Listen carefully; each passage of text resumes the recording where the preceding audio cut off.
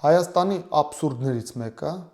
որի մասին երբ ես խոսում եմ, ես ներվայնանում եմ։ Հիմա բայց փորձեմ առանց ներվայնանալու դա բացատրել ձեզ։ Մարդը ունի փողի խնդիր, ինչպես հայ ժողովրդի մեծամասնությունը։ Բայց երբ որ մարդու հետ խոսում ես, ասում ես, այսինչ աշխատանք արա, այսինչ գործունեությամբ զբաղվի, կանգնում քեզ պատասխանում է. ես այսինչ բանը չեմ սիրում, այն ինչ բանը սիրում եմ, գնամ նրանով զբաղվեմ, որը սիրում եմ, եւ չզբաղվեմ այն բանով, որը չեմ սիրում։ Ես խոսքս ուղղում եմ այդ մարդկանց։ Դուք խելագարվել եք, ի՞նչ է նշանակում սիրում եմ, չեմ սիրում։ Եթե դու փողի խնդիր ունես, դու պետք է մտածես անել մի բան, որը կլուծի քո խնդիրը։ Դու պետք է մոռանաս, թե ինչ ես սիրում կամ ինչ չես սիրում։ Խնդիրը լուծի։ Դե ոչ մեկին չի հետաքրքրում դու ինչ ես սիրում։ Անգլիայի թագուհին կարա ասի ես ինչ եմ սիրում։ Դուք չեք կարող ասեք դուք ինչ եք սիրում։ Դու նախ ինքդ քեզ պահի, աշխատի քո հացը։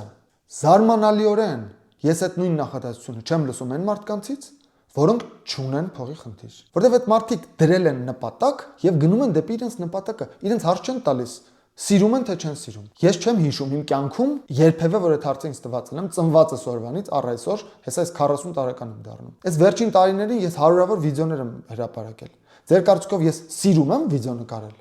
Ես ատում եմ վիդեո նկարելը։ Ինչու եմ նկարում, որովհետև դա իմ նպատակն է։ Եթե կա նպատակ, գնում եմ ես դեպի այդ նպատակը, վերջ։ Գործի մեջ սիրել, միրել չկա։ Սիրելը տեղին է, երբ որ ուզում եք ընտանիք կազմել։ Դուք կարող եք սիրել ձեր ամուսնուն, ձեր երեխաներին։ Դուք կարող եք սիրել ձեր հոբբին, որը ձեզ եկամուտ չի բերում։ Եթե դուք ուզում եք ապրել այնպիսի կյանքով, որ լուծեք ձեր խնդիրները, հասնեք ձեր նպատակներին,